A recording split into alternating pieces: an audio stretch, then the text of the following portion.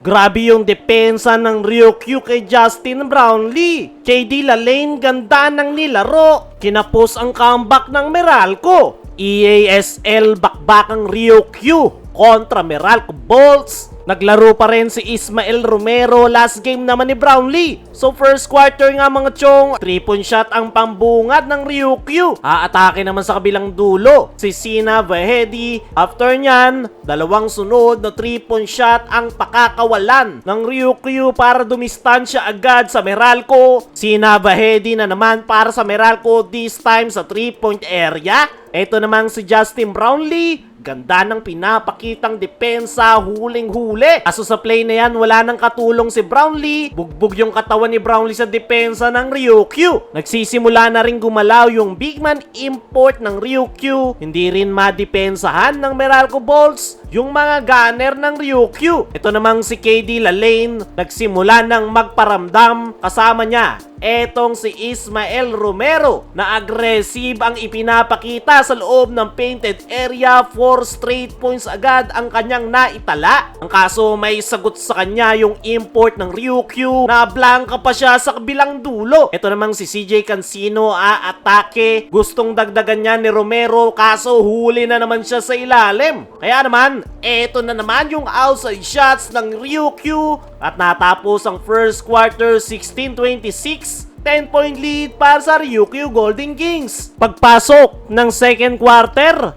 basic basketball ang pinapakita ng Ryukyu. Butas yung depensa ng Meralco sa ilalim. Ito namang si KD Lalane ang tumatrabaho para sa Meralco. Kaso wala silang depensa sa mga gunners ng Ryukyu. CJ Cancino nangalabaw na sa baseline. Pero 3-point shot ang isasagot sa kanya sa kabilang dulo. Pa-power move etong si Ismael Romero. Pero another 3 na naman ang ibabaon ng Ryukyu. Napakadali nga ng basketball para sa nasabing Japanese team. KD Lalane, ganda ng fadeaway jumper. Tutulong na rin etong si Aaron Black. Pinakitaan na ng Ryukyu ang Meralco. Big to big pass to the basket. KD Lalane ang magandang inilalaro. Ganda ng pass sa kanya na nagresulta ng 3-point shot. Struggling naman si Justin Brownlee dahil sa physical na depensa ng Ryukyu. Aatakihin pa siya neto sa kabilang dulo. Timeout ang Meralco. 15-point lead para sa Ryukyu. After that timeout, sa wakas nakapuntos na 3-point shot si Justin Brownlee. Pero 5 straight points ang bawi ng Ryukyu. 3-point shot at sa ilalim tatrabaho yung kanilang big man. Tusubok pa si Brownlee kaso di na pumasok yung kanyang huling tira. At natapos ang first half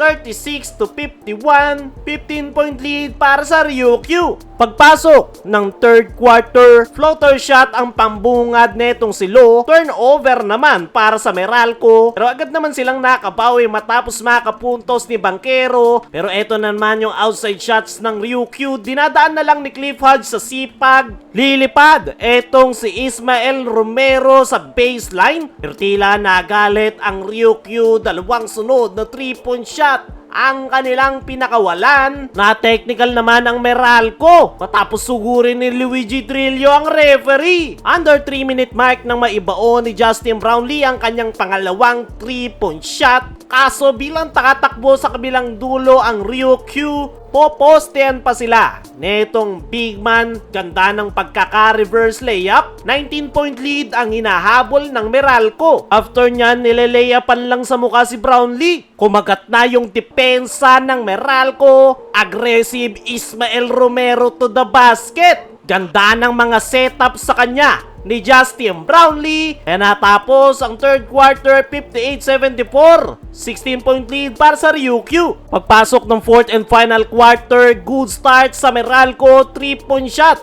from CJ Cancino. Sasagot sa kabilang dulo ang Ryukyu. Pero may tres din etong si KD Lalane. Baba sa 13 ang hinahabol ng Meralco Bolts. After that timeout, eto na naman si KD Lalane. Naka-steal, aararuin pa yung import and one play. Baba na lang siya mang hinahabol ng Meralco. Pero nakalusot na naman nga etong gunner ng Ryukyu. Timeout ang Meralco.